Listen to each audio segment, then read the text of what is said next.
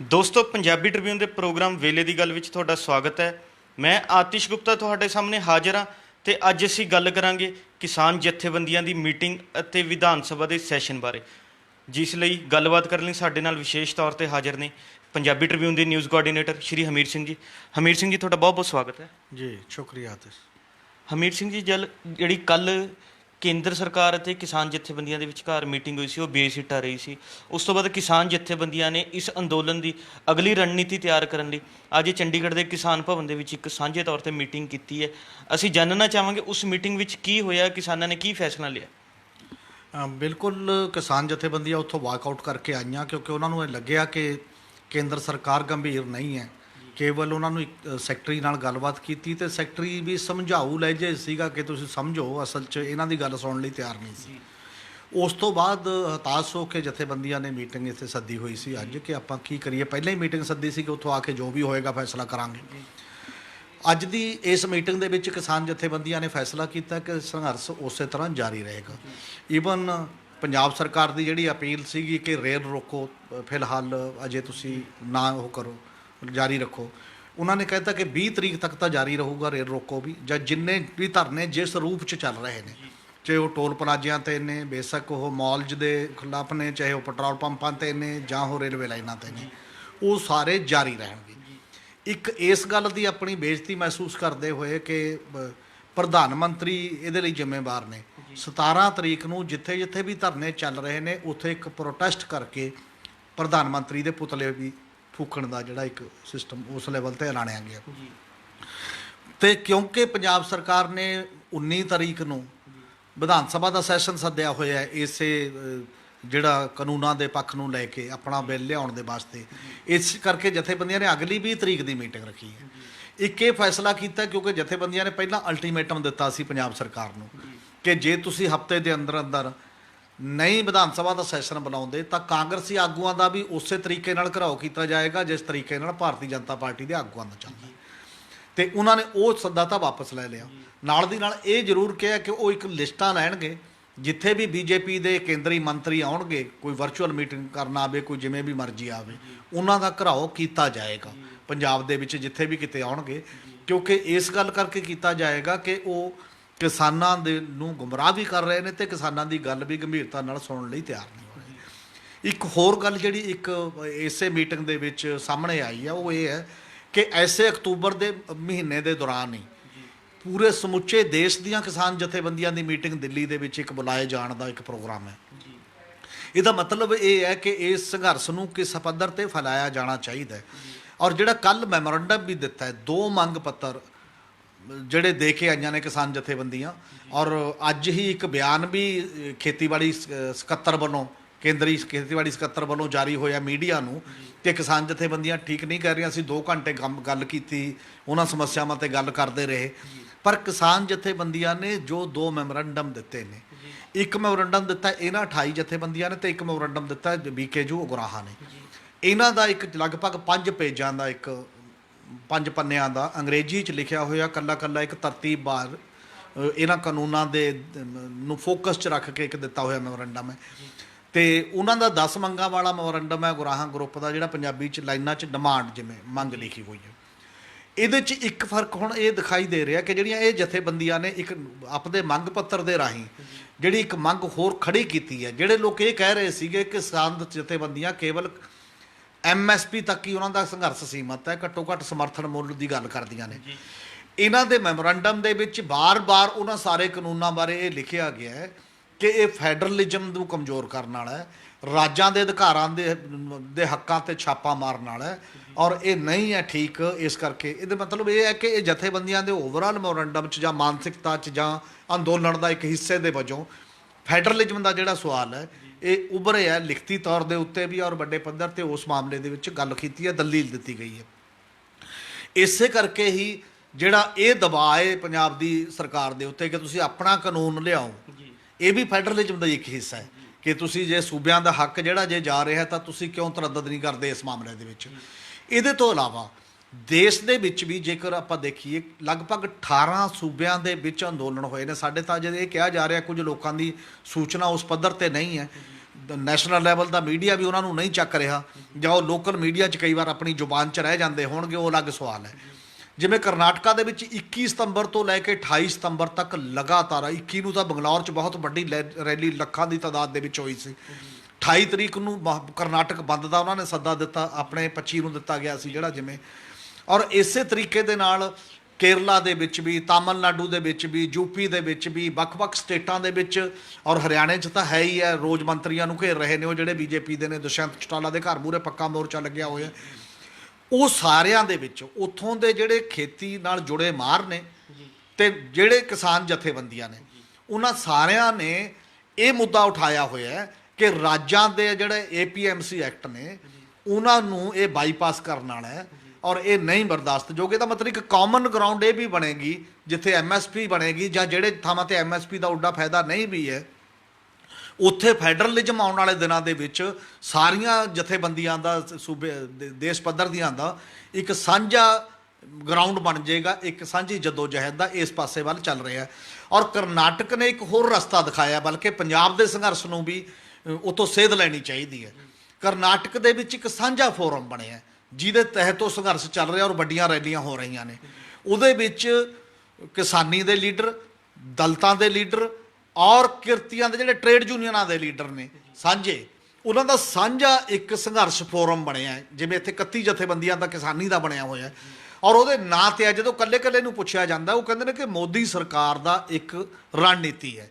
ਇਹ ਕੱਲੇ ਕਰਕੇ ਹਰ ਇੱਕ ਵਰਗ ਨੂੰ, ਕਦੇ ਦਲਿਤਾਂ ਤੇ ਅਟੈਕ ਕਰ ਦਿਓ, ਕਦੇ ਕਿਸੇ ਘੱਟ ਗਿਣਤੀ ਇੱਕ ਤੇ ਕਰ ਦਿਓ, ਕਦੇ ਕਿਸੇ ਕਬੈਲੀਆਂ ਤੇ ਕਰ ਦਿਓ, ਕਦੇ ਇੱਕ ਕਿੱਤੇ ਤੇ ਕਰ ਦਿਓ। ਉਹਨੂੰ ਕੱਲੇ ਨੂੰ ਇਹ ਮਤਲਬ ਖਰਾਬ ਕਰ ਰਹੇ ਨੇ ਤੇ ਕੱਲੇ ਦੇ ਖਿਲਾਫ ਦਬਾਅ ਪੈਦਾ ਕਰ ਰਹੇ ਨੇ। ਜੇ ਅਸੀਂ ਹੁਣ ਸਾਂਝੇ ਨਾਲ ਲੜੇ ਤਾਂ ਬਹੁਤ ਔਖਾ ਕੰਮ ਹੋ ਜਾਊਗਾ। ਇਸ ਲਈ ਕਰਨਾਟਕਾ ਦਾ ਜਿਹੜਾ ਇਹ ਮਾਡਲ ਹੈ, ਜਿਸ ਲੈਵਲ ਤੇ ਉਹ ਸੰਘਰਸ਼ ਲੈ ਕੇ ਜਾ ਰਹੇ ਨੇ, ਤਾਂ ਇਹ ਸਿੱਖਿਆ ਪੰਜਾਬ ਦੇ ਸੰਘਰਸ਼ ਲਈ ਵੀ ਇੱਕ, ਜਿੱਥੇ ਦੇਸ਼ ਦੇ ਵੱਖ-ਵੱਖ ਤਰ੍ਹਾਂ ਦੇ ਸੰਘਰਸ਼ ਨੇ, ਉਹਨਾਂ ਚੋਂ ਇੱਕ ਦੂਜੇ ਨੂੰ ਮਤਲਬ ਸਿੱਖਣ ਨੂੰ ਵੀ ਮਿਲੇਗਾ ਜਦੋਂ ਤੁਸੀਂ ਵਿਆਪਕ ਤਰੀਕੇ ਦੀ ਗੱਲ ਕਰਦੇ ਹੋ। ਔਰ ਇਹਦੇ ਨਾਲ ਇੱਕ ਅੰਦੋਲਨ ਲੋਕ ਅੰਦੋਲਨ 'ਚ ਵੀ ਬਦਲੇਗਾ। ਹਮੀਰ ਸਿੰਘ ਜੀ, ਜਿਵੇਂ ਤੁਸੀਂ ਦੱਸਿਆ, ਕਿਸਾਨਾਂ ਦੀ ਮੰਗਾਂ ਨੂੰ ਦੇਖਦੇ ਹੋਏ ਕਹਿ ਲਓ, ਚਾਹੇ ਕਿਸਾਨਾਂ ਦੇ ਦਬਾਅ ਹੇਠ ਕਹਿ ਲਓ, ਪੰਜਾਬ ਸਰਕਾਰ ਨੇ 19 ਅਕਤੂਬਰ ਦਾ ਵਿਧਾਨ ਸਭਾ ਸੈਸ਼ਨ ਜਿਹੜਾ ਹੈਗਾ ਕਾਲ ਕਰ ਲਿਆ ਹੈ। ਇਸ ਵਿਧਾਨ ਸਭਾ ਸੈਸ਼ਨ 'ਚ ਕੀ ਪੰਜਾਬ ਸਰਕਾਰ ਕੋਈ ਨਵਾਂ ਬਿੱਲ ਲੈ ਕੇ ਆਏਗੀ, ਕੋਈ ਨਵਾਂ ਕਾਨੂੰਨ ਬਣਾਉਣ ਦੀ ਗੱਲ ਕਰੇਗੀ, ਕੀ ਲਿਆਏਗੀ ਕਿ ਇਸ ਸੈਸ਼ਨ 'ਚ ਕੀ ਹੋ ਸਕਦਾ? ਹਾਂ, ਕੈਬਨਿਟ ਦੇ ਵਿੱਚ ਤਾਂ ਇਹੀ ਹੋਇਆ ਹੈ, ਕਿਉਂਕਿ ਇਸ ਤੋਂ ਪਹਿਲਾਂ ਲਗਭਗ 15 ਦਿਨ ਹੋ ਗਏ ਨੇ, 15 ਤੋਂ ਵੀ ਜ਼ਿਆਦਾ ਦਿਨ ਹੋ ਗਏ ਨੇ। ਕਾਂਗਰਸ ਪ੍ਰਧਾਨ ਸੋਨੀਆ ਗਾਂਧੀ ਨੇ ਇੱਕ ਆਪਣੀ ਸਟੇਟਾਂ ਨੂੰ ਇੱਕ ਭੇਜਿਆ ਸੀ ਮਾਡਲ ਬਿੱਲ ਦੇ ਤੌਰ ਤੇ, ਜਿਹੜੇ ਕਾਂਗਰਸ ਦੇ ਵਕੀਲ ਨੇ ਦਿੱਲੀ ਦੇ ਵਿੱਚ ਕਾਂਗਰਸ ਨਾਲ ਸੰਬੰਧਿਤ ਨੇ, ਉਹਨਾਂ ਦੇ ਥਰੂ ਡਰਾਫਟ ਕਰਕੇ ਇੱਕ ਮਾਡਲ ਐਕਟ। ਔਰ ਇਹ ਕਿਹਾ ਗਿਆ ਸੀ ਕਿ ਘੱਟੋ ਘੱਟ ਕਾਂਗਰਸ ਸ਼ਾਸਤ ਜਿਹੜੇ ਰਾਜ ਨੇ ਉਹ ਤਾਂ ਇਹ ਬਿੱਲ ਪਾਸ ਕਰੋ ਫੈਡਰਲਿਜ਼ਮ ਦੇ ਇੱਕ ਐਂਗਲ ਦੇ ਉੱਤੋਂ। ਸੰਵਿਧਾਨਕ ਪਹਿਲੂ ਇਹ ਹੈ ਕਿ ਜੇਕਰ ਸਾਂਝੀ ਸੂਚੀ ਦਾ ਕੋਈ ਵਿਸ਼ਾ ਹੋਵੇ, ਕੇਂਦਰ ਔਰ ਰਾਜ ਦੋਨੋਂ ਕਾਨੂੰਨ ਬਣਾ ਸਕਣ, ਤਾਂ ਉਹਦੇ 'ਚ ਅੰਤ ਨੂੰ ਉਹ ਮੰਨਿਆ ਜਾਂਦਾ ਜਿਹੜਾ ਕੇਂਦਰ ਸਰਕਾਰ ਦਾ ਕਾਨੂੰਨ ਹੈ। ਪਰ ਇੱਕੋ ਹੀ ਸਟੇਜ ਦੇ ਵਿੱਚ ਜਿਹੜਾ ਉਹ ਕਿਹਾ ਗਿਆ ਸੀ ਕਿ ਆਰਟੀਕਲ 254(2) ਹੈ ਜਿਹੜਾ, ਜੇ ਸੂਬਾ ਸਰਕਾਰ ਕਾਨੂੰਨ ਬਣਾ ਦਿੰਦੀ ਆ ਔਰ ਰਾਸ਼ਟਰਪਤੀ ਉਹਨੂੰ ਪ੍ਰਵਾਨਗੀ ਦੇ ਦਿੰਦਾ, ਤਾਂ ਰਾਜ ਸਰਕਾਰ ਦਾ ਕਾਨੂੰਨ ਮੰਨਿਆ ਜਾਂਦਾ। ਔਰ ਇਹ ਕਿਹਾ ਜਾ ਰਿਹਾ ਕਿ ਜਿਹੜੀ ਪੰਜਾਬ ਦੀ ਸਰਕਾਰ ਵੀ ਹੈ ਵੀ ਉਹ ਇਸੇ ਧਾਰਾ ਦੇ ਮੱਦੇਨਜ਼ਰ ਜਿਹੜੀ ਬਿੱਲ ਲਿਆ ਸਕਦੀ ਹੈ। ਔਰ ਅੱਜ ਵੀ ਕਈ ਮੰਤਰੀ ਜਿਹੜੇ ਮਿਲਣ ਆਏ ਕਿਸਾਨਾਂ ਨੂੰ, ਕਿਸਾਨਾਂ ਦੀ ਜਥੇਬੰਦੀਆਂ ਦੀ ਮੀਟਿੰਗ ਦੇ ਦੌਰਾਨ, ਤੇ ਉਹਨਾਂ ਨੇ ਸ਼ਾਇਦ ਇਹ ਦੁਬਾਰਾ ਵੀ ਗੱਲ ਕੀਤੀ ਕਿ ਰੇਲਾਂ ਦੀ ਉਹ ਕਰੋ, ਤੇ ਬਾਅਦ ਦੇ ਵਿੱਚ ਆ ਕੇ ਮੰਤਰੀਆਂ ਨੇ ਵੀ ਜੋ ਕਿਹਾ ਉਹ ਇਹੀ ਕਿਹਾ ਕਿ ਕਿਸਾਨਾਂ ਨੇ ਕਿਹਾ ਕਿ 20 ਤਰੀਕ ਤੱਕ ਅਜੇ ਸਾਰਾ ਕੁਝ ਜਾਰੀ ਰਹੇਗਾ, ਤੇ ਨਾਲ ਦੀ ਨਾਲ ਇਹ ਕਿਹਾ ਕਿ ਪਹਿਲਾਂ ਵੀ 29 ਤਰੀਕ ਦੀ ਮੀਟਿੰਗ ਵੇਲੇ ਵੀ ਤੇ ਹੁਣ ਵੀ ਪੰਜਾਬ ਸਰਕਾਰ ਨੇ ਕਿਸਾਨਾਂ ਨੂੰ ਕਿ ਤੁਸੀਂ ਆਪਣੇ ਵਕੀਲ ਵੀ ਦੇ ਸਕਦੇ ਹੋ ਉਹ ਜਿਹੜੇ ਡਰਾਫਟਿੰਗ ਕਮੇਟੀ ਦੇ ਵਿੱਚ, ਤਾਂ ਕਿ ਤੁਹਾਨੂੰ ਇਹ ਰਹੇ ਕਿ ਉਹ ਕਿਹੜੇ ਗਰਾਊਂਡ ਦਿੰਦੇ ਨੇ, ਕਿਹੜੀ ਗੱਲ ਤੇ ਇਹ ਗੱਲ ਕਰਨ। ਇਹਦਾ ਮਤਲਬ ਇਹ ਹੈ ਕਿ ਉਹਨਾਂ ਨੇ ਇਹ ਕਿਹਾ, ਹਾਲਾਂਕਿ ਦਾਅਵਾ ਤਾਂ ਸੁਖਜਿੰਦਰ ਰੰਧਾਵਾ ਗੱਲ ਕਰ ਰਹੇ ਨੇ ਜਦੋਂ ਮੰਤਰੀ, ਕਿ ਜੀ ਸਾਡੇ ਕਾਨੂੰਨ ਨੂੰ ਚੁਣੌਤੀ ਦਿੱਤੀ ਨਹੀਂ ਜਾ ਸਕਦੀ, ਇਹੋ ਜਿਹਾ ਕਾਨੂੰਨ ਲਿਆਵਾਂਗੇ। ਇਹ ਖੈਰ ਸਿਆਸੀ ਇੱਕ ਬਿਆਨਬਾਜ਼ੀ ਹੋ ਸਕਦੀ ਹੈ, ਚੁਣੌਤੀ ਤਾਂ ਜੇ ਕੇਂਦਰੀ ਕਾਨੂੰਨ ਨੂੰ ਦਿੱਤੀ ਜਾ ਸਕਦੀ ਹੈ ਤਾਂ ਤੁਹਾਡੇ ਨੂੰ ਵੀ ਦਿੱਤੀ ਜਾ ਸਕਦੀ ਹੈ। ਪਰ ਫਿਰ ਵੀ ਜਦੋਂ ਇੱਕ ਵਿਧਾਨ ਸਭਾ ਜੁੜੇਗੀ, ਇੱਕ ਤਾਂ ਉਹ ਮੌਕਾ ਹੋਏਗਾ ਕਿ ਪੰਜਾਬ ਦੀਆਂ ਪਾਰਟੀਆਂ ਜਿਹੜੀਆਂ ਨੇ ਉਹ ਕੀ ਇਕਸੁਰ ਹੋ ਕੇ ਇਹ ਮੈਸੇਜ ਦੇਣਗੀਆਂ ਕੇਂਦਰ ਨੂੰ ਕਿ ਅਸੀਂ ਇਕੱਠੇ ਹਾਂ। ਦੂਜੀ ਗੱਲ, ਜਦੋਂ ਪੰਜਾਬ ਦੀ ਵਿਧਾਨ ਸਭਾ ਇਹ ਕਾਨੂੰਨ ਬਣਾਏਗੀ, ਹੁਣ ਕੱਲਾ ਮਤਾ ਨਹੀਂ, ਪਹਿਲਾਂ ਤਾਂ ਮਤੇ ਨਾਲ ਜਵਾਬ ਦਿੱਤਾ, ਉਹ ਆਪਣਾ ਹੱਕ ਦੀ ਵੀ ਦਾਅਵੇਦਾਰੀ ਜਤਾਏਗੀ ਕਿ ਖੇਤੀਬਾੜੀ ਇੱਕ ਸੂਬਿਆਂ ਦਾ ਵਿਸ਼ਾ ਹੈ ਔਰ ਇਹ ਇਸ ਕਰਕੇ ਕੇਂਦਰ ਦਾ ਜਿਹੜਾ ਦਖਲ ਹੈ ਉਹ ਨਹੀਂ ਹੈ ਵਾਜਬ। ਇਹਦੇ ਨਾਲ ਇੱਕ ਫੈਡਰਲਿਜ਼ਮ ਦੀ ਧਾਰਾ ਮਜ਼ਬੂਤ ਹੋਏਗੀ, ਉਸ ਪਾਸੇ ਵੱਲ ਚੱਲੇਗੀ।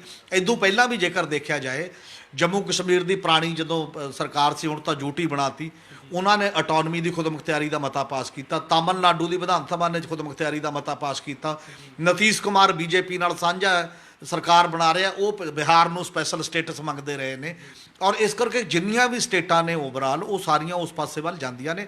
ਉਸ ਕਾਨੂੰਨ ਦਾ ਇਹ ਫਾਇਦਾ ਜ਼ਰੂਰ ਹੋਏਗਾ ਕਿ ਇਹ ਲੜਾਈ ਜਿਹੜੀ ਸਿਆਸੀ ਤੌਰ ਤੇ ਹੈ, ਤਾਕਤਾਂ ਦੇ ਕੇਂਦਰੀਕਰਨ ਦੇ ਖਿਲਾਫ ਜ਼ਰੂਰ ਬਣੂਗੀ। ਜੀ ਹਮੀਰ ਸਿੰਘ ਜੀ, ਇਹ ਕਿਸਾਨ ਅੰਦੋਲਨ 'ਚ ਇੱਕ ਵੱਡਾ ਸਵਾਲ ਇਹ ਵੀ ਖੜਾ ਹੋ ਰਿਹਾ ਕਿ ਇੱਕ ਪਾਸੇ ਤਾਂ ਕੇਂਦਰ ਸਰਕਾਰ ਕਿਸਾਨ ਜਥੇਬੰਦੀਆਂ ਨਾਲ ਗੱਲਬਾਤ ਕਰਨ ਲਈ ਉਹਨਾਂ ਨੂੰ ਵਾਰ-ਵਾਰ ਸੱਦਾ ਦੇ ਰਹੀ ਹੈ, ਦੂਜੇ ਪਾਸੇ ਕੇਂਦਰ ਸਰਕਾਰ ਦੀ 8 ਵਜ਼ੀਰ ਪੰਜਾਬ ਦੇ ਕਿਸਾਨਾਂ ਨੂੰ ਇਹ ਸਮਝਾਉਣ ਦੀ ਕੋਸ਼ਿਸ਼ ਕਰ ਰਹੇ ਨੇ ਵੀ ਕਿ ਇਹ ਜਿਹੜੇ ਖੇਤੀ ਕਾਨੂੰਨ ਹੈ ਉਹਨਾਂ ਲਈ ਲਾਹੇਵੰਦ ਹੈ, ਇਹਦੇ ਨਾਲ ਉਹਨਾਂ ਦੀ ਆਮਦਨ 'ਚ ਵਾਧਾ ਹੋਏਗਾ।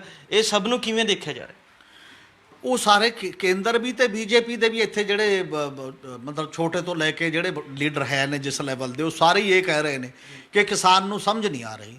ਤਾਂ ਇੱਕ ਮੋਟਾ ਜਿਹਾ ਸਵਾਲ ਇਹ ਹੈ, ਜਾਂ ਤਾਂ ਦਿਮਾਗ 'ਚ ਕੋਈ ਪ੍ਰੋਬਲਮ ਬੀਜੇਪੀ ਦੇ ਹੈ ਜਾਂ ਬਾਕੀ ਦੇ।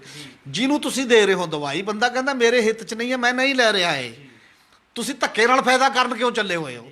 ਮਤਲਬ ਉਹ ਨਹੀਂ ਚਾਹੁੰਦੇ। ਉਹ ਵੱਡਾ ਇੱਕ ਧਿਰੇ ਕਹਿ ਰਹੀ ਹੈ ਕਿ ਮੈਨੂੰ ਨਹੀਂ ਚਾਹੀਦੀ ਤੁਹਾਡੀ ਇਹ, ਅਸੀਂ ਜਿਹੋ ਜਿਹੇ ਹੈਗੇ ਹਾਂ ਠੀਕ ਹਾਂ। ਤੁਸੀਂ ਜ਼ਬਰਦਸਤੀ ਕਿਹਦੇ ਘਰ ਆਟਾ ਸਿੱਟਿਆ ਹੁੰਦੇ ਹੋ? ਕਦੇ ਜਾ ਕੇ ਆਪਣੇ ਗੁਆਂਢ 'ਚ ਪੁੱਛੋ। ਤੇ ਜਿਹੜੇ ਭੁੱਖੇ ਮਰ ਰਹੇ ਨੇ ਉੱਥੇ ਜ਼ਬਰਦਸਤੀ ਕਦੇ ਨਹੀਂ ਕਰਦੇ ਤੁਸੀਂ ਵੀ ਨਹੀਂ ਤੇਰੇ ਘਰ ਨਹੀਂ ਹੈ, ਆਟਾ ਵੀ ਨਹੀਂ ਹੈ, ਅਨਾਜ ਵੀ ਨਹੀਂ ਹੈ। ਕਰੋੜਾਂ ਮਜ਼ਦੂਰ ਪੈਦਲ ਚੱਲਿਆ ਇੱਥੋਂ। ਤੁਸੀਂ ਤਾਂ ਕਿਹਾ ਨਹੀਂ ਕਿ ਤੁਹਾਡੇ ਲਈ ਖਤਰਨਾਕ ਹੈ ਜੀ, ਅਸੀਂ ਤੁਹਾਨੂੰ ਬਿਠਾ ਕੇ ਰੋਟੀ ਦਿੰਦੇ ਹਾਂ ਜਾਂ ਬਾਕੀ ਕਰਦੇ ਹਾਂ। ਇਸ ਲਈ ਇਹ ਬੇਹੂਦਾ ਦਲੀਲਾਂ ਨੇ ਬਿਨਾਂ ਮਤਲਬ ਦੀਆਂ, ਔਰ ਇਹ ਚੜਾਉਣ ਵਾਲੀਆਂ ਦਲੀਲਾਂ ਨੇ, ਬਲਕਿ ਕਿਸਾਨਾਂ ਨੂੰ ਵੀ ਤੇ ਉਹਨਾਂ ਬੁੱਧੀਜੀਵੀਆਂ ਨੂੰ ਵੀ ਜਿਹੜੇ ਇਹਨਾਂ ਬਿੱਲਾਂ ਦੀ ਵਿਆਖਿਆ ਕਰਦੇ ਨੇ, ਉਹਨਾਂ ਸੰਵਿਧਾਨਕ ਮਾਹਰਾਂ ਨੂੰ ਵੀ ਜਿਹੜੇ ਸੰਵਿਧਾਨ ਦੀ ਚੰਗੀ ਤਰ੍ਹਾਂ ਜਾਣਕਾਰੀ ਰੱਖਦੇ ਨੇ, ਜਿਨ੍ਹਾਂ ਨੇ ਕਦੇ BA ਪਾਸ ਨਹੀਂ ਕੀਤੀ, ਕੁਝ ਵੀ ਪਤਾ ਨਹੀਂ ਨਾ ਸੰਵਿਧਾਨ ਦਾ ਜਾਂ ਕਾਨੂੰਨ ਦਾ। ਉਹ ਕਹਿੰਦੇ ਨੇ ਅਸੀਂ ਤੁਹਾਨੂੰ ਸਮਝਾਉਣ ਆਏ ਹਾਂ ਇਸ ਪਾਸੇ ਵੱਲ ਕਿ ਜੀ ਇਹ ਤੁਹਾਡੇ ਪੱਖ 'ਚ ਕਿਵੇਂ ਨੇ। ਇਸੇ ਕਰਕੇ ਇਹ ਟਕਰਾਅ ਵੱਧ ਰਿਹਾ। ਮੰਤਰੀ ਆ ਕੇ ਇੱਥੇ ਸਮਝਾ ਰਹੇ ਨੇ, ਕਿਸਾਨ ਨਾਲ ਉਹ ਗੱਲ ਨਹੀਂ ਕਰ ਰਹੇ ਉਹੀ ਮੰਤਰੀ, ਤੇ ਸਮਝਾ ਕੇ ਤੁਸੀਂ ਚਿੜਚਿੜਾਪਨ ਪੈਦਾ ਕਰ ਰਹੇ ਹੋ। ਇਸੇ ਕਰਕੇ ਤਾਂ ਕਿ ਮੂਵਮੈਂਟ ਦੇ ਵਿੱਚੋਂ ਵੀ ਕਈ ਪ੍ਰੋਵੋਕੇਸ਼ਨ ਜਾਂ ਉਸ ਲੈਵਲ ਦੇ ਚੀਜ਼ਾਂ ਪੈਦਾ ਹੋਣ, ਇਹਨੂੰ ਗੁਰੇਜ਼ ਕਰਨਾ ਚਾਹੀਦਾ। ਔਰ ਠੀਕ ਹੈ, ਉਹਨਾਂ ਨੇ ਇੱਕ ਲਿਸਟ ਦਿੱਤੀ, ਅੱਜ ਇਹ ਮੰਤਰੀ ਆਏਗਾ, ਕੱਲ੍ਹ ਉਹ ਮੰਤਰੀ ਆਏਗਾ, ਪਰ ਆਮ ਵੀ ਇਹ ਸਾਹਮਣੇ ਆਇਆ ਕਿ ਉਹਦੇ 'ਚ ਕਿਸਾਨ ਬਹੁਤ ਘੱਟ ਹੁੰਦੇ ਨੇ। ਸੰਗਰੂਰ ਦੀ ਤਾਂ ਅੱਜ ਖਬਰ ਵੀ ਛਪੀ ਹੈ ਕਿ ਉਹਦੇ 'ਚ ਪੱਲੇਦਾਰ ਬੈਠੇ ਦਿਖਾਈ ਦਿੱਤੇ, ਕਿਸਾਨ ਤਾਂ ਦਿੱਤੇ ਨਹੀਂ, ਜਿਹਦੇ 'ਚ BJP ਦੇ ਮੰਤਰੀ ਬੋਲ ਰਹੇ। ਤੇ ਅੱਜ ਸਿਮਰਤੀ ਇਰਾਨੀ ਨੇ ਬਠਿੰਡੇ ਗੱਲ ਕੀਤੀ, ਬਠਿੰਡੇ ਵੀ ਕਿਸਾਨਾਂ ਨੇ ਉਹਦਾ ਵਿਰੋਧ ਕੀਤਾ ਤੇ ਉਹ ਅਧੂਰੀ ਰਹਿ ਗਈ ਗੱਲ। ਫਿਰ ਆੜ੍ਹਤੀਆਂ ਨਾਲ ਕੀਤੀ, ਟੋਟਲ ਆੜ੍ਹਤੀਆਂ ਨੇ ਉਹਦੇ ਖਿਲਾਫ ਗੱਲ ਕੀਤੀ ਕਿ ਸਾਨੂੰ ਨਹੀਂ ਮਨਜ਼ੂਰ ਹੈ। ਇਸ ਕਰਕੇ ਉਹ ਮਾਹੌਲ ਤਾਂ ਉਸ ਲੈਵਲ ਦਾ ਸਾਡੇ ਸਾਹਮਣੇ ਦਿਖਾਈ ਦੇ ਰਿਹਾ। ਹਮੀਰ ਸਿੰਘ ਜੀ, ਜਿਹੜਾ 4 ਮਹੀਨੇ ਪਹਿਲਾਂ ਖੇਤੀ ਕਾਨੂੰਨਾਂ ਦੇ ਖਿਲਾਫ ਸੰਘਰਸ਼ ਸ਼ੁਰੂ ਹੋਇਆ ਸੀ, ਇਹ ਸੰਘਰਸ਼ ਪੰਜਾਬ ਤੋਂ ਸ਼ੁਰੂ ਹੋ ਕੇ ਹਰਿਆਣਾ ਸਮੇਤ ਹੋਰ ਵੀ ਦੇਸ਼ ਦੇ ਕਈ ਸੂਬਿਆਂ ਤੱਕ ਪਹੁੰਚ ਚੁੱਕਾ ਹੈ। ਇਸ ਅੰਦੋਲਨ ਨੇ ਜਿਹੜਾ ਹੈਗਾ ਦੇਸ਼ ਦੇ ਹੋਰਨਾਂ ਸੂਬਿਆਂ 'ਤੇ ਕੀ ਪ੍ਰਭਾਵ ਪਾਇਆ, ਤੇ ਜੇ ਹੋਰਨਾਂ ਸੂਬਿਆਂ 'ਚ ਵੀ ਕਿਸਾਨੀ ਸੰਘਰਸ਼ ਸ਼ੁਰੂ ਹੋ ਚੁੱਕਿਆ, ਉਹਦਾ ਭਵਿੱਖ ਦੀ ਰਣਨੀਤੀ ਕੀ ਦਿਖਾਈ ਦੇ ਰਹੀ ਹੈ?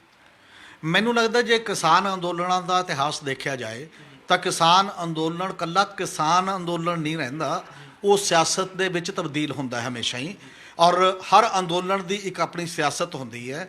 ਬੰਗਾਲ ਦੇ ਇੱਕ ਛੋਟੇ ਜਿਹੇ ਖੇਤਰ 'ਚ 60ਵਿਆਂ ਦੇ ਵਿੱਚ ਸ਼ੁਰੂ ਹੋਇਆ ਕਿਸਾਨ ਅੰਦੋਲਨ ਨੇ ਪੂਰੇ ਦੇਸ਼ ਨੂੰ ਆਪਣੇ ਕਲਾਵੇ ਦੇ ਵਿੱਚ ਰਿਹਾ। ਉਹ ਖੇਤਰ ਹੈ ਨਕਸਲਵਾੜੀ। ਔਰ ਨਕਸਲਵਾੜੀ ਨਾਮ ਐਡਾ ਮਸ਼ਹੂਰ ਹੋ ਗਿਆ, ਉਹ ਜਿਵੇਂ ਸਿਆਸਤ ਦਾ ਨਾਮ ਹੁੰਦਾ, ਇੱਕ ਸਿੰਬਲ ਦੇ ਤੌਰ 'ਤੇ ਨਾਂ ਹੁੰਦਾ।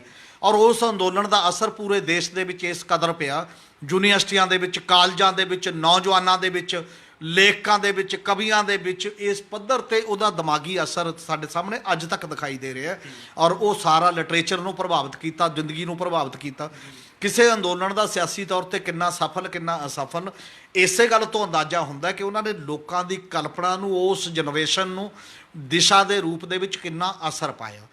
ਉਹ ਇਨਕਲਾਬ ਦੇ ਐਂਗਲ ਤੋਂ ਅੰਦੋਲਨ ਸੀ, ਔਰ ਉਹ ਹਥਿਆਰਬੰਦ ਦੇ ਰੂਪ ਦੇ ਵਿੱਚ ਵੀ ਹੋਇਆ, ਉਸ ਪੱਧਰ ਦਾ ਉੱਤੇ ਸੀ। ਅੱਜ ਦੇ ਦੌਰ ਦੇ ਵਿੱਚ ਔਰ ਲਗਾਤਾਰ ਇੰਨੇ ਸਾਲਾਂ ਬਾਅਦ ਇਹ ਕਿਹਾ ਜਾਂਦਾ ਕਿ ਕੋਈ ਵੀ ਹਥਿਆਰਬੰਦ ਅੰਦੋਲਨ ਹੋਣ, ਉਹਦੇ ਲਈ ਜਗ੍ਹਾ ਨਹੀਂ ਰਹੀ ਉਸ ਪੱਧਰ ਦੇ ਉੱਤੇ, ਉਸ ਪੱਧਰ 'ਤੇ ਕਾਮਯਾਬੀ ਵਾਲੀ ਗੱਲ ਨਹੀਂ। ਹੁਣ ਡੈਮੋਕ੍ਰੈਟਿਕ ਤੇ ਜਮਹੂਰੀ ਅਪਰੋਚ ਦੇ ਤਹਿਤ ਜਿਵੇਂ ਕਿ ਇਹ ਅੰਦੋਲਨ ਆਪਣੇ ਆਪ ਨੂੰ ਦਾਅਵਾ ਕਰ ਰਿਹਾ ਹੋਏਗਾ, ਇਸ ਅੰਦੋਲਨ ਨੂੰ ਲੋਕਾਂ ਦੇ ਇੰਪਾਵਰਮੈਂਟ ਦਾ ਸਵਾਲ, ਸਸ਼ਕਤੀਕਰਨ ਦਾ ਸਵਾਲ, ਫੈਡਰਲਿਜ਼ਮ ਦਾ ਸਵਾਲ, ਗੁਆਂਢੀ ਦੇਸ਼ਾਂ ਨਾਲ ਦੋਸਤੀ ਦਾ ਸਵਾਲ, ਔਰ ਜਿੰਨੇ ਵੀ ਸਮਾਜਿਕ ਵਖਰੇਵੇਂ ਨੇ ਉਹਦੇ ਲਈ ਇਨਸਾਫ ਪਸੰਦੀ ਦਾ ਸਵਾਲ, ਚਾਹੇ ਉਹ ਦਲਤਾਂ ਦਾ ਵਖਰੇਵਾਂ ਜਾਤੀਗਤ, ਚਾਹੇ ਉਹ ਔਰਤ ਨਾਲ ਵਖਰੇਵਾਂ ਲਿੰਗਕ ਬਰਾਬਰੀ ਦਾ, ਚਾਹੇ ਉਹ ਪੇਂਡੂ ਤੇ ਸ਼ਹਿਰੀ ਦਾ ਵਖਰੇਵਾਂ, ਉਹਨਾਂ ਵਖਰੇਵਿਆਂ ਨੂੰ ਵੀ ਘਟਾਉਣ ਦੇ ਵਾਸਤੇ ਇਹ ਅੰਦੋਲਨ ਜੇਕਰ ਕੰਮ ਕਰਦਾ ਹੈ ਤਾਂ ਇੱਕ ਵਿਆਪਕ ਪੋਲੀਟੀਕਲ ਅੰਦੋਲਨ ਵੀ ਬਣ ਸਕਦਾ ਹੈ ਇਸ ਦੇਸ਼ ਦੇ ਵਿੱਚ। ਔਰ ਇਹਨੂੰ ਕੱਲਾ ਇੰਨੀ ਸੀਮਤ ਨਾ ਸਮਝਿਆ ਜਾਵੇ ਕਿ ਅੰਦੋਲਨ ਦਾ ਮਾਮਲਾ ਇਹੋ ਜਿਹਾ ਹੀ ਹੈ। ਜਿਵੇਂ ਜਿਵੇਂ ਪੂਰੇ ਦੇਸ਼ ਸੂਬਿਆਂ ਦੇ ਵਿੱਚ ਹੌਲੀ ਹੌਲੀ ਇਹ ਅੰਦੋਲਨ ਭਖ ਰਿਹਾ, ਵੱਖ-ਵੱਖ ਲੋਕ ਆ ਰਹੇ ਨੇ ਉਹਦੇ ਵਿੱਚ, ਤੇ ਉਹ ਲੋਕ ਅੰਦੋਲਨ ਜਦੋਂ ਰੂਪ ਲਏਗਾ ਤਾਂ ਲਾਜ਼ਮੀ ਹੈ ਕਿ ਜਿਹੜੀ ਸਿਆਸਤ ਹੈ ਸੈਂਟਰਲਾਈਜੇਸ਼ਨ ਦੀ, ਲਾਜ਼ਮੀ ਹੈ ਕਿ ਜਿਹੜੀ ਇਜਾਰੇਦਾਰੀ ਹੈ ਕਾਰਪੋਰੇਟ ਦੀ ਕਿ ਮੈਂ ਖੇਤੀ ਤੇ ਕਬਜ਼ਾ ਕਰ ਲੈਣਾ, ਤਾਂ ਹੋਰ ਲੋਕ ਵੀ ਉੱਠਣਗੇ ਕਿ ਇਕੱਲੀ ਖੇਤੀ ਤੇ ਕਬਜ਼ਾ ਨਹੀਂ, ਅਸੀਂ ਇਹ ਤੇ ਵੀ ਕਬਜ਼ਾ ਨਹੀਂ ਕਰਨ ਦੇਣਾ, ਇਸ ਤੇ ਵੀ ਕਬਜ਼ਾ ਨਹੀਂ ਕਰਨ ਦੇਣਾ, ਰੁਜ਼ਗਾਰ ਸਾਨੂੰ ਮਿਲ ਨਹੀਂ ਰਿਹਾ, ਸਾਡੇ ਲਈ ਬੇਰੁਜ਼ਗਾਰੀ ਦਾ ਕੁਐਸਚਨ ਹੈ। ਉਹ ਸਾਰੀਆਂ ਧਿਰਾਂ ਆ ਕੇ ਇੱਕ ਇਕੱਠੀਆਂ ਹੋ ਜਾਂਦੇ ਨੇ, ਜਿਵੇਂ ਵੱਖ-ਵੱਖ ਦਰਿਆ ਨੇ ਉਹ ਸਮੁੰਦਰ 'ਚ ਆ ਕੇ ਇੱਕ ਜਗ੍ਹਾ ਮਿਲ ਜਾਂਦੇ ਨੇ, ਇੱਕ ਸੰਗਮ ਹੋ ਜਾਂਦਾ ਕਿਸੇ ਨਾ ਕਿਸੇ ਰੂਪ ਦੇ ਵਿੱਚ। ਇਸ ਲਈ ਕਿਸੇ ਇੱਕ ਚੀਜ਼ ਤੋਂ ਸ਼ੁਰੂ ਹੋਇਆ ਅੰਦੋਲਨ ਬਹੁਤ ਵਾਰ ਵੱਖ-ਵੱਖ ਅੰਦੋਲਨਾਂ ਨੂੰ ਜੋੜਨ ਦਾ ਆਧਾਰ ਬਣ ਜਾਂਦਾ ਹੈ। ਔਰ ਇਹ ਅੰਦੋਲਨ ਵੀ ਮੈਨੂੰ ਲੱਗਦਾ ਜਿਸ ਪੱਧਰ ਤੇ ਫੈਲ ਗਿਆ, ਜਿਸ ਪੱਧਰ ਤੇ ਸਾਰੇ ਲੋਕਾਂ ਨੂੰ ਪ੍ਰਭਾਵਿਤ ਕਰ ਰਿਹਾ, ਤਾਂ ਇਹਦੀ ਵੀ ਇੱਕ ਸਿਆਸਤ ਉਸ ਰੂਪ ਦੇ ਵਿੱਚ ਸਾਹਮਣੇ ਆਏਗੀ। ਇਹ ਸਨ ਪੰਜਾਬੀ ਟ੍ਰਿਬਿਊਨ ਦੇ ਨਿਊਜ਼ ਕੋਆਰਡੀਨੇਟਰ ਸ਼੍ਰੀ ਹਮੀਰ ਸਿੰਘ ਜੀ, ਜਿਨ੍ਹਾਂ ਨੇ ਆਪਣੇ ਵਿਚਾਰ ਸਾਂਝੇ ਕਰਦੇ ਸਾਨੂੰ ਦੱਸਿਆ ਕਿ ਕਿਸਾਨ ਅੰਦੋਲਨ ਜਿਹੜਾ ਸੀਗਾ ਪੰਜਾਬ ਤੋਂ ਸ਼ੁਰੂ ਹੋ ਕੇ ਅੱਜ ਪੂਰੇ ਦੇਸ਼ 'ਚ ਫੈਲ ਚੁੱਕਿਆ ਹੈ। ਇਹ ਹੁਣ ਇਕੱਲਾ ਕਿਸਾਨ ਅੰਦੋਲਨ ਹੀ ਨਹੀਂ ਰਿਹਾ, ਇਹ ਆਉਣ ਵਾਲੇ ਦਿਨਾਂ 'ਚ ਇੱਕ ਲੋਕ ਅੰਦੋਲਨ ਦਾ ਰੂਪ ਧਾਰਨ ਜਾ ਰਿਹਾ। ਬਾਕੀ ਆਉਣ ਵਾਲਾ ਭਵਿੱਖ ਹੀ ਦੱਸੇਗਾ ਵੀ ਕਿ ਇਹ ਅੰਦੋਲਨ ਕਿਸ ਪਾਸੇ ਜਾਂਦਾ ਹੈ। ਕੱਲ੍ਹ ਨੂੰ ਇਸੇ ਸਮੇਂ ਫਿਰ ਮਿਲਾਂਗੇ ਪ੍ਰੋਗਰਾਮ ਵੇਲੇ ਦੀ ਗੱਲ ਵਿੱਚ। ਧੰਨਵਾਦ।